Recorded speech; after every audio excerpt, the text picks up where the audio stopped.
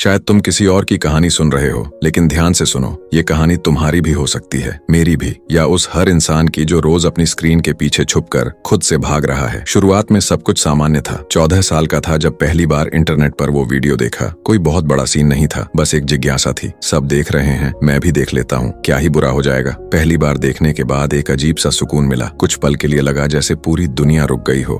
फिर वो सुकून आदत बन गया और फिर लत। रात के 2 बजे तक जागना, स्कूल के बाद बस मोबाइल लेकर अंधेरे कमरे में बंद हो जाना। कभी कभी पछतावा होता, पर फिर भी रुक नहीं पाता। एक स्क्रीन, एक हेडफोन और एक ऐसी दुनिया जहां सब कुछ था जो असली जिंदगी कभी नहीं दे सकती थी। पर कोई नहीं बताता कि जो सुकून स्क्रीन पर मिल रहा है वो दिमाग के अंदर धीरे धीरे जहर बनकर पल रहा है। हर बार जब उस लड़के ने पोर्न देखा, एक केमिकल डोपामिन दिमाग में बाढ़ की तरह बहने लगा। यही डोपामिन तुम्हें वही एहसास देता है जो किसी नशेड़ी को इंजेक्शन के बाद मिलता है। हर बार वीडियो देखने पर दिमाग का इनाम केंद्र, रिवॉर्ड सेंटर एक्टिवेट होता। तुम्हें अच्छा लगता, मजबूत लगता, लेकिन ये नशा हर बार थोड़ा और ज्यादा चाहिए होता। 15 से 17 की उम्र तक पहुंचते पहुंचते वो लड़का अब सिर्फ देख नहीं रहा था, वो अपनी जिंदगी गंवा रहा था।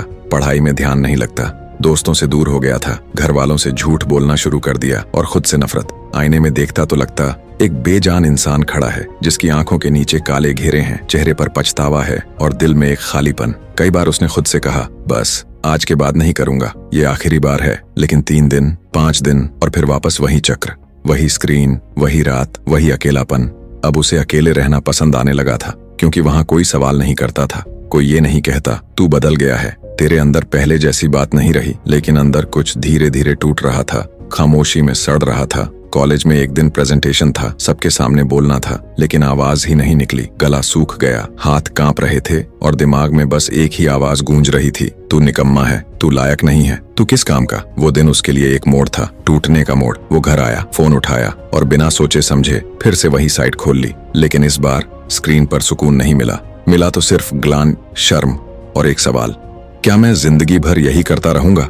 उस रात जब सब सो गए थे, वो अकेला अपनी रोशनी बुझी हुई स्क्रीन के सामने बैठा था। आंखें गीली थीं और दिल में चल रहा था एक युद्ध जिसमें दुश्मन कोई और नहीं, वो खुद था। खुद को आईने में देखना अब और भी मुश्किल हो गया था। चेहरे पर वही थकान, आंखों में वही शर्मिंदगी और अंदर एक घुटन जो शब्दों में नहीं बताई जा सकती। पर उस दिन एक नया बीज पड़ा। उसने अपने मोबाइल पर सर्च किया, how to stop watching porn, और वहीं उसे पहली बार पता चला, नो फैप, एक ऐसा आंदोलन, एक ऐसी लड़ाई जहां हजारों लड़के खुद को दोबारा पाने की कोशिश कर रहे थे। वो सोच में डूब गया, क्या मैं भी ये कर सकता हूँ? क्या मैं भी फिर से जिंदा महसूस कर सकता हूँ? वहीं उसे पहली बार पता चला कि दिमाग को दोबारा रीसेट किया जा सकता है। 90 दिनों की लड़ाई, जहां हर दिन, हर घंटे तुम्हें खुद से जीतना होता है। उसने तय किया, आज से नहीं करूंगा। पहला दिन मुश्किल था, बहुत मुश्किल। हर कुछ घंटों में दिमाग वही पुरानी आदतें मांगता था। अंदर से आवाज आती, बस एक बार देख ले, फिर छोड़ देना, तू तो हमेशा फेल हो जाता है, फिर से सही में क्या बदल जाएगा। लेकिन इस बार उसने कान बंद कर ली थे। वो जानता था अगर अभी नहीं लड़ा तो कभी नहीं लड़ेगा। वो दिन गुजरा, दूसरा दिन आया और फिर तीसरा। 3 दिन तक उसने खुद को स्क्रीन से दूर रखा, लेकिन चौथे दिन वो फिसल गया। सब कुछ फिर वहीं लौट आया, वो ग्लानि, वो शर्मिंदगी, वो निराशा। पर इस बार कुछ अलग था। उसने हार मानने से इनकार कर दिया। उसने खुद से कहा, अगर मैं 3 दिन तक कर सका तो अगली बार 4 दिन करूंगा, और फिर 5 और फिर 10। उसने अपने मोबाइल से हर उत्तेजक चीज हटा दी, इंस्टाग्राम, टिंडर, यहाँ तक कि गानों की प्लेलिस्ट तक बदल दी। उसने एक डायरी बनाई, हर दिन लिखा कि कैसा महसूस कर रहा है। हर अर्ज के वक्त खुद से सवाल करता, क्या ये असली खुशी है या ये बस मेरी कमजोरी बोल रही है। धीरे धीरे उसने ध्यान लगाना शुरू किया। सुबह सुबह सूरज की रोशनी में बैठकर कुछ मिनट आंखें बंद करता, सांसें सुनता और अपने अंदर के तूफान को थमने देता। कभी कभी मन करता सब छोड़कर वापस उसी स्क्रीन पर चला जाऊं, पर हर बार वो उस लम्हे को याद करता जब उसका गला सूख गया था, जब वो खुद से नजरें नहीं मिला पाया था, और वो रुक जाता। वो जान चुका था असली मर्द वही है जो अपनी हवस पर काबू रख सके। वो अब जिम जाने लगा था, सुबह उठकर दौड़ लगाता, नए दोस्त बनाता और सबसे जरूरी बात, अब वो अपने अंदर एक जिंदा इंसान महसूस करने लगा था। 30 दिन गुजर गए और फिर 45। अब अर्जेस आती थीं, पर अब वो उन्हें पहचानता था, उन्हें देखता था, पर उन्हें छूता नहीं था। उसने सीखा, अर्ज एक लहर की तरह होती है, अगर तुम बह गए तो डूब जाओगे, लेकिन अगर किनारे पर खड़े रह गए तो वो लहर गुजर जाएगी। अब वो अपने हर छोटे बदलाव को एक बड़ी जीत की तरह महसूस करता। सुबह जल्दी उठना, माँ के साथ चाय पीना, दोस्त को फोन करके हाल पूछना, छोटी छोटी खुशियां अब असली लगने लगी थीं। 60 दिन पूरे हुए। अब वो लड़का जो खुद को नालायक कहता था, वो खुद को योद्धा कहने लगा था। 90 दिन पूरा हो गया और अब उसके चेहरे पर वही आंखें थीं, लेकिन उन आंखों में चमक लौट आई थी। उसकी चाल में वही पैर थे, पर अब आत्मविश्वास था। उसके अंदर वही दिल था, पर अब वो डरता नहीं था। 90 दिन पूरे हो गए थे, लेकिन असली बदलाव तो अब शुरू हुआ था। अब वो लड़का हर सुबह आईने में खुद को देखता था और मुस्कुराता था, क्योंकि अब वो खुद को पहचानने लगा था। जिस चेहरे से वो घृणा करता था, आज उसी चेहरे पर गर्व झलकता था। अब वो किसी भी लड़की से नजरें चुराकर बात नहीं करता था, बल्कि आत्मविश्वास से मुस्कुराता था। अब उसकी आंखों में शर्म नहीं, बल्कि गहराई थी। वो जान चुका था कि असली सुंदरता क्या होती है और असली रिश्ते कैसे बनाए जाते हैं। अब वो सिर्फ जी नहीं रहा था, वो महसूस कर रहा था। रास्ते में पेड़ दिखते थे तो ठहर कर देखता था। माँ कुछ कहती थी तो ध्यान से सुनता था। अब हर पल एक नया एहसास देता था, क्योंकि अब उसका दिमाग उसकी जिंदगी में भोग नहीं, अनुभव चाहता था। उसने किताबें पढ़ना शुरू किया।